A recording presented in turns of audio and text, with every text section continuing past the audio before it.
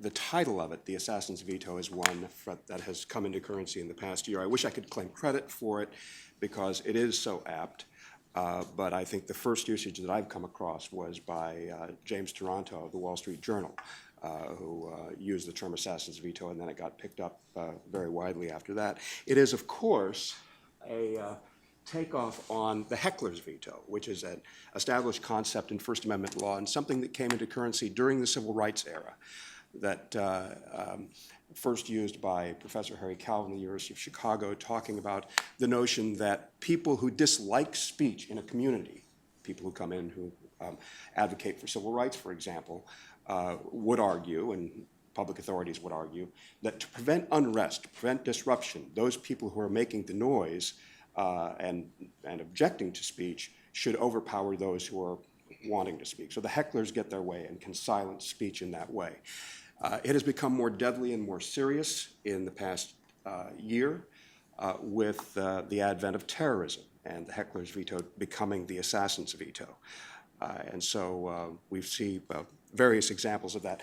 We're talking about Charlie Hebdo today, but it didn't start with that, of course, and these aren't the only examples of it. It was almost eclipsed by the news that came out of Paris a year ago, but just in the month before that, there had been the threats by North Korea to disrupt and violently disrupt the opening of the movie The Interview. Not a great movie, but nonetheless, it was a satirical account of a supposed assassination plot against Kim Jong-un of North Korea. And so as a result, the premiere did not occur in the vast majority of theaters. It later was released on DVD. And then within a month, that was sort of forgotten, because in that instance we had the actual violence of Charlie Hebdo, where you had the attack on the offices and a dozen people killed, including a policeman outside the offices. Now, when that happened, of course, it galvanized public attention on this issue and on the issue of free expression generally. And at first, there was the thought that this may actually lead to some unified notion of how important free expression is and how world leaders would rally behind that cause. You had the march in Paris, where you had some 40 world leaders converge on Paris. You had 2 million people in the streets, 4 million across France, and demonstrations, similar demonstrations in other countries, including the United States, all in solidarity and in protest of this barbarous act of killing people because of their speech. But of course, that wasn't the entire story. You had world leaders rallying in favor of free speech who didn't protect freedom of speech in their own countries. And so that wasn't lost on some of the political cartoonists. Matter of fact, I think some of the strongest voices in promoting free expression and in pointing out some of the ironies were the political cartoonists themselves, who felt the loss so deeply. In those circles, there was no ambiguity about whether or not what was done was unmitigated evil. And I think they did a good job of pointing that out, some more trenchantly than others. And then, of course, there was the iconic cover of Charlie Hebdo in the week after the shooting. And by the way, and we'll talk about this a little bit later, this is a cover because it also has an image of Mohammed that some people objected to. I was talking to someone yesterday who said that she was involved in a free expression forum on a college campus and had a university professor approach her and say, "I don't even want to see that. It is so offensive." And that's something that we'll get to in a little bit as well, in some of the reactions to what is going on. Of course, there wasn't uniform condemnation of the events at Charlie Hebdo. There were demonstrations in various countries. And by the way, there were a number of Muslim countries that did give statements of support for Charlie Hebdo and say that denounce the acts. But there were also these demonstrations around the country, around the world, saying that what happened was justified, and including an op-ed piece in USA Today by Anjum Chaudhry, a UK-based cleric, who said that Muslims don't believe in freedom of expression. He wasn't alone in that, and he asked, why did France allow the tabloid to provoke Muslims. And an Australian cleric similarly said, if you want to enjoy unlimited freedom of speech, you need to expect others to exercise freedom of action. But those kinds of reactions weren't confined to just people in the Muslim world, people who you think would object to the images of Muhammad. It was also a sentiment that was expressed by many in the United States, including people who you would think should know better. Professors of journalism, for example, saying that Charlie Hebdo crossed the line that separates free speech from toxic talk. Another one, a professor at Arizona State University. I used to be a free speech absolutist, but Charlie Hebdo changed that. Zbigniew Brzezinski on Morning Joe saying that those who printed the images should not have engaged in such provocative behavior. And of course, the Pope, you cannot make fun of the faith of others. Of course, I thought that's the only way to deal with the faith of others, but that's perhaps just me.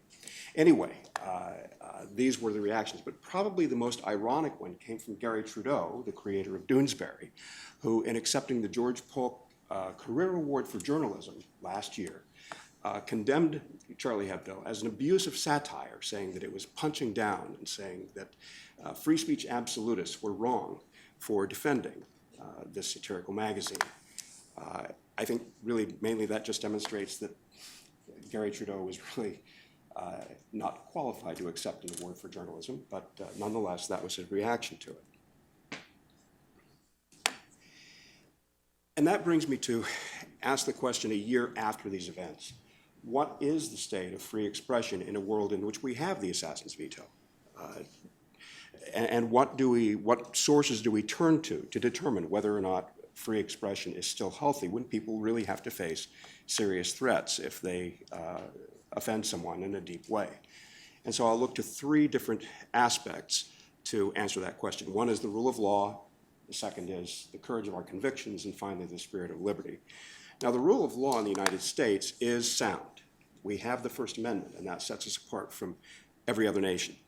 It is a commitment, it's a constitutional, basic commitment of our constitutional law that the government cannot interfere with free speech or freedom of press, freedom of conscience, when you include the religion clause. Now, what all of those terms mean is something that we work out case by case. But nonetheless, that is the basic charter of our political life. And it has been interpreted over the years to mean that there is a right to engage in offensive speech, and that there is no right not to be offended, and that our politics doesn't work without that basic understanding. And those are cases that had to be decided case by case, looking at some very painful situations, and to determine how far does freedom of speech extend. One of the early cases really set the limits between free speech and incitement, Brandenburg versus Ohio in 1969, where you had news coverage of a Ku Klux Klan rally. And in that instance, the court drew the line for incitement, saying that before something can cross the line from free speech to incitement that can be restricted, that you have to have an intent to cause an immediate breach of the peace and proof that it is likely to cause that immediate breach of the peace. Short of that, the fact that someone may be offended isn't enough to determine that speech can be regulated. This is tested in some other very difficult situations. I think probably the ACLU's finest hour in defending members of a neo-Nazi group to march in Skokie, Illinois in the late 1970s. Again, few examples put our belief in the principles of free expression to the test more starkly than something like this, where you have these people marching in these uniforms in a community that is largely Jewish and made up of many Holocaust survivors. It, again, is hard to imagine, but our belief in the principles was then reaffirmed in that case. And then more recently, of course, we have the Westboro Baptist Church, which is a small group of religious cultists, really, who believe that all of the ills of America, all of the ills of the world, are due to the fact that we are too tolerant of homosexuality. And their means of dealing with that is to protest in various places, usually at military funerals, but other venues as well, and say very hateful things. This is a case that went to the Supreme Court in 2011 on a question of whether or not the church members could be held liable under the theory of intentional infliction of emotional distress. And the court held that no, the First Amendment prohibits that you need something more than simply to say that the speech is hurtful and outrageous, that instead the First Amendment places limits there. But it also said that the best response to hate speech is more speech, which is, again, a basic principle in First Amendment law, that if you think something is absolutely abhorrent, the way to deal with that is to get out into the marketplace of ideas and express yourself as well. And by the way, people have not hesitated to do that with the Westboro Baptist Church. I think the counter speech in these examples probably speaks more loudly. And it also underscores the principle that in the marketplace of ideas, the function of some people is simply to serve as a bad example. And this is my favorite, of course. But even if you didn't have the counter speech, it's important to keep in mind that the marketplace of ideas is a process. So people will put out ideas, good ideas or bad ideas or abhorrent ideas, and people can make their own decisions whether or not that is a good idea. But in addition to that, you have other participants in the marketplace of ideas that contribute to that. So again, it is a process. But even if you didn't have the counter speech, can you imagine anyone looking at this nonsense that these people put out there and saying, maybe they have an idea? You know, the fact that as a nation we tolerate the likes of the Westboro Baptist Church to spew this nonsense, hasn't slowed down a move toward tolerance in this country. It didn't slow down the movement toward marriage equality. And yet, we do permit that kind of ridiculous speech. So, probably the best, actually, this is my favorite. Fred Phelps died last year, the founder of the Westboro Baptist Church.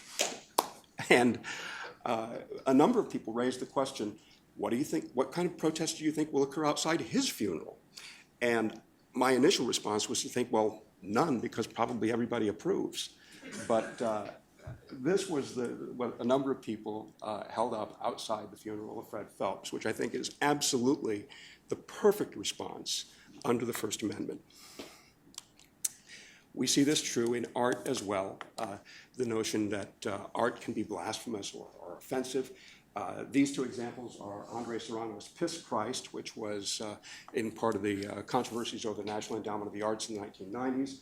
The other one is the work The Holy Virgin Mary, which was the subject of a case involving the Brooklyn Museum, also in the late 90s, where people were trying to remove those exhibits. Mayor Giuliani threatened to cancel the lease of the Brooklyn Museum. And again, those kinds of things recur from time to time. But again, I think the best way to deal with the notion of blasphemy in art is, again, through more speech. Book of Mormon, if any of you have seen it, you get the notion that some might consider that work of art to be blasphemous. If you haven't seen it, you should. It's really funny. But the Mormon Church didn't, threaten, pick it outside theaters or threaten violence or anything like that. The way the Mormon Church dealt with it was to buy full-page ads in the playbills saying, you've seen the play, now read the book. And there were other ads as well, similarly themed, that said, you've seen the play, the book is better. And so, I think that was the way in a free society you deal with that kind of speech, and especially if you consider it to be offensive speech. Europe treats these things quite differently, as John mentioned, and you see news of that all the time. And each country will have its own statutes that deal with various kinds of speech. The French hate speech law is probably the oldest. It goes back to 1881. But all of that is governed by the European Convention on Human Rights as well, which treats these issues quite differently from the way that we do in the United States. Now, Article 10, if you just read the first clause of it, is just fine. It just says everyone has the right to freedom of expression, including the freedom to hold opinions and receive and impart information and ideas without interference by public authority, regardless of frontiers. Okay, so far so good. But it goes on to say, in Clause 2, it may be conditioned or restricted as prescribed by particular national laws when such limits are, quote, necessary in a democratic society in the interest of national security, territorial integrity, or public safety, for the prevention of disorder or crime, for the protection of health or morals, for the protection of the reputation or rights of others, or preventing the disclosure of information received in confidence, or for maintaining the authority and impartiality of the judiciary. Quite a few exception clauses there. The one that is used to justify hate speech laws is the one that, except for reputation of the rights of others. That is also reflected in Article 17 of the European Convention. It basically says, notwithstanding the Article 10 guarantee, you also do not permit an abuse of free expression. So this is how you define whether or not something is what we call in the United States protected speech. If it's an abuse, it falls outside the range of Article 10. And if it does fall within the range of free expression with Article 10, then it has to be balanced against those other values that are in the separate clause of Article 10. So as a result, the protections for free expression in Europe are really quite different from what they are here, which explains the mixed reactions in France even after the Charlie Hebdo killing. Now, as I say, the French may not have invented irony, but they have perfected it. This is a country that has hate speech laws but bans burqas. So, again, a country that is not immune from irony. Right after the week of the Charlie Hebdo killings, the French Justice Ministry sent a letter to prosecutors saying that they needed to have aggressive tactics to crack down on racist and anti-Semitic speech, the very kind of speech that many claimed that Charlie Hebdo specialized in. Within that week, nearly 60 people were arrested for hate speech crimes, including the comedian Duodien, who is known for being anti-Semitic, but also he had posted in his Facebook post, "I feel like Charlie Coulibaly," who was the supermarket, the person who had taken over the supermarket in the wake of the Charlie Hebdo shootings as well. Because of that, he was seen as promoting terrorism or condoning terrorism, and was prosecuted for that. And I believe in the news recently was convicted.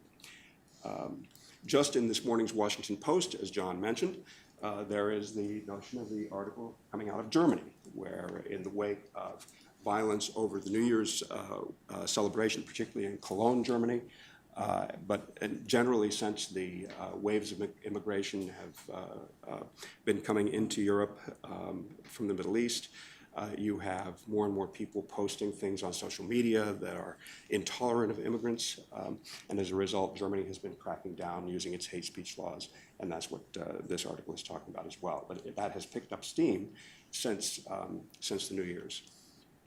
Now, all of that arises because of the differences between European law and U.S. law, and these are the ones that I've mainly looking at the various cases detected.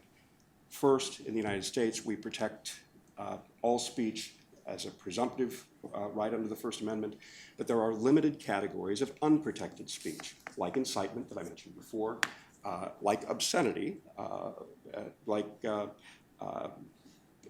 threats, things like that.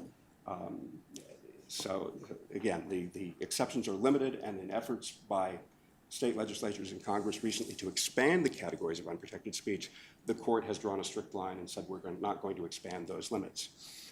As I mentioned from the European Convention on Human Rights, in Europe they have more open-ended categories of speech. Anything that is said to conflict with the European values of the EU can be excluded from the protection of Article 10.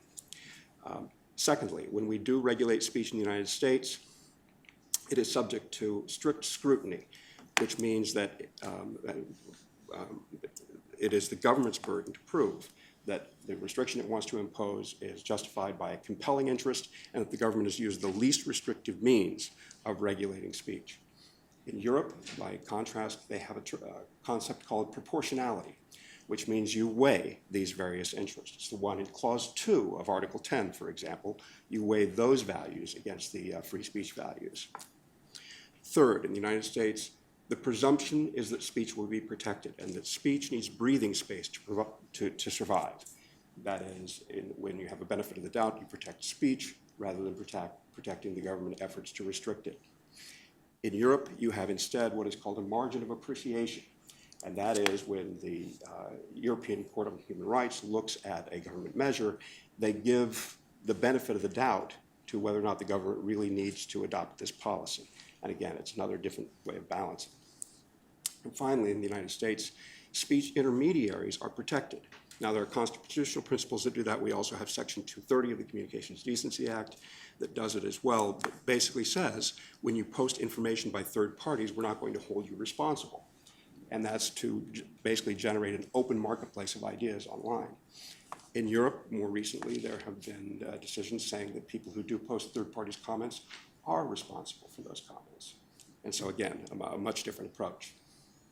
And so as a result, I'll get to this in a second. As a result, you have examples of where politicians in Europe have been saying things much like what you're hearing American politicians say this election cycle, who have been the subject of prosecution in Europe for saying things as simple as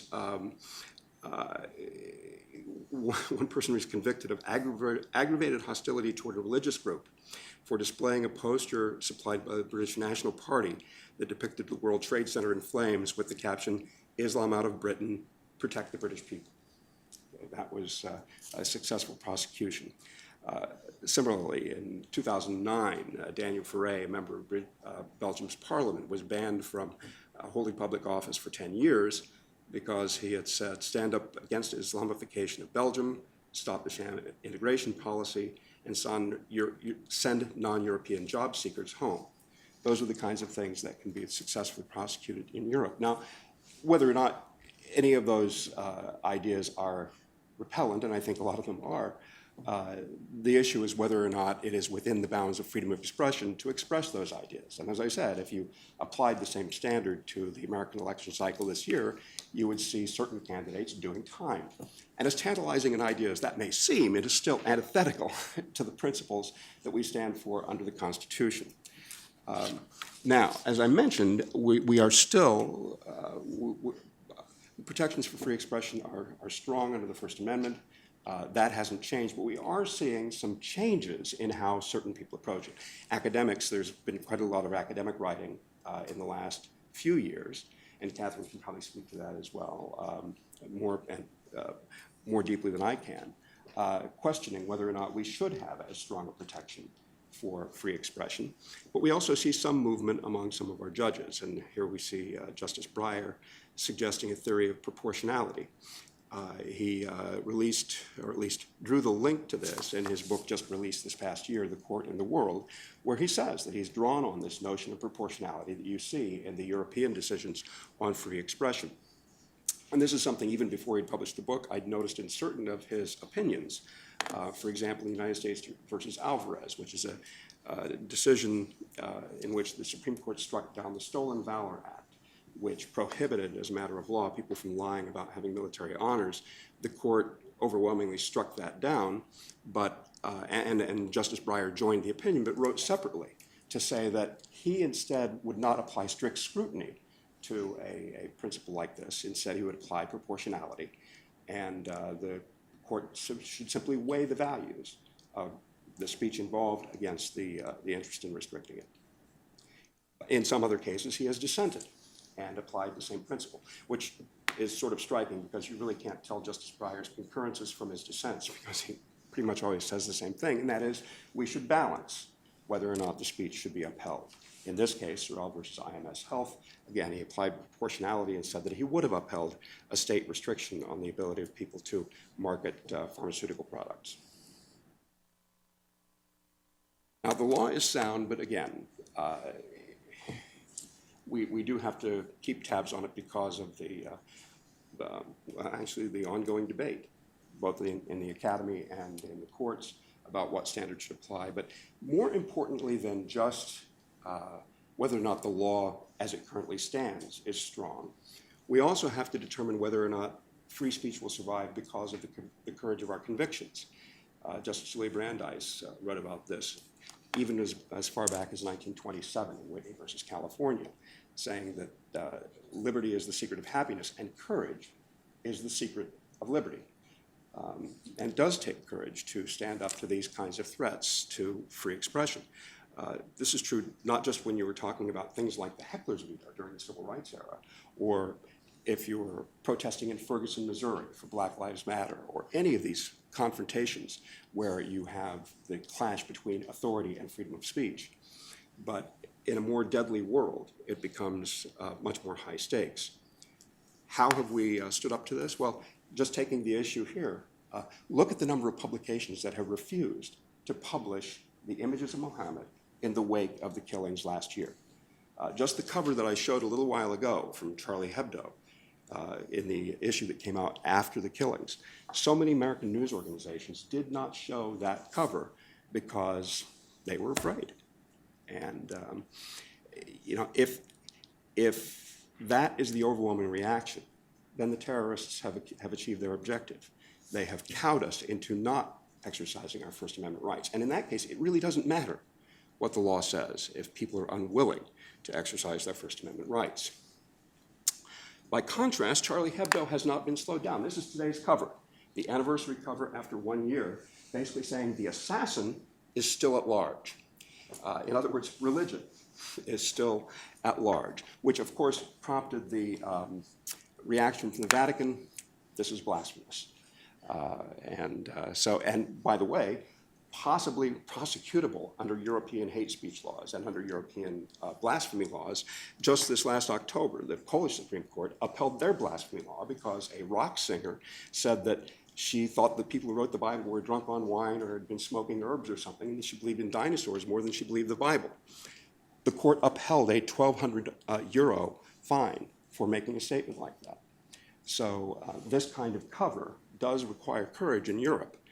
We can do it here, but again, free speech doesn't exist without that kind of courage. And then finally, the spirit of liberty. And that's the third component that is absolutely essential for the survival of freedom of expression. I think Judge Learned Hand put this so well in an essay that he wrote at the height of World War II, when the future of the world was by no means assured. But he wrote that liberty lies in the hearts of men and women, and if it dies there, no constitution, no court, no law can save it. And he goes on, the spirit of liberty is what's essential to the survival of this precious right. And so how do we fare on that today? For that, let me just turn to where things are currently at play on our college campuses. In many ways, you know, this is where the birth of the free speech movement was. This is Berkeley in 1964, and this was sort of the beginning of a whole series of changes. Students protesting about racial justice, about the war in Vietnam, about any host of issues, about relations between men and women, about control of women's bodies, all kinds of issues. Before that, it was seen to be, at least at Berkeley, unseemly to bring those matters onto campus. And so the struggles of the 1960s and 1970s led to the case law that ultimately protects those rights.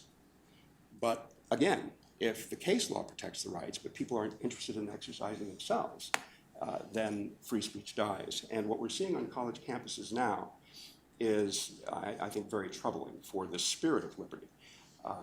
On one level, you have administrators imposing speech codes and the like, and I spend quite a bit of my career attacking those kinds of restrictions on free speech on college campuses. But what of the students? Do the students believe in freedom of expression? And there, I think that there are some troubling trends. These are two factoids that appeared in an essay that Greg Lukianoff, the president of FIRE, just published for Cato, and I think they are really quite troubling. First is an October 2015 study from Yale that found that 51% of college students support speech codes and 72% would support restrictions for any student or faculty member who uses language considered to be racist, sexist, homophobic, or otherwise offensive. Think of that. Otherwise offensive. That can get you penalized according to the sentiments of a majority of the students in that survey. Likewise, a November 2015 Pew Research Center study said that 40% of millennials, those people aged 18 to 34, say that the government should be able to punish speech that is offensive to minority groups. Now again, this is not an argument in favor of offensive speech. It is an argument against having the government being able to restrict what kind of speech is out there, because ultimately, if you do that, freedom dies. But more importantly, what do people believe? Do they support free speech or not? Nothing really expresses that, I think, more tragically than what we saw recently with some of the examples on campus at the University of Missouri, for example, having students in an area excluding physically a photographer in that area, or the confrontation at Yale where you have the young woman who is shrieking, "This is not about creating an intellectual space," which is evidently a self-fulfilling prophecy, I guess, in her case. And so for the future of free expression, this is, I think, the biggest thing that we have to work on. A year after Charlie Hebdo, when you seemingly had the world coming together in favor of free expression, our biggest challenge in the United States isn't dealing with the laws. It's dealing with whether or not people really do support freedom of expression on the very issues that led to the killings in Paris, and whether or not we have the courage to see that through. Thank you.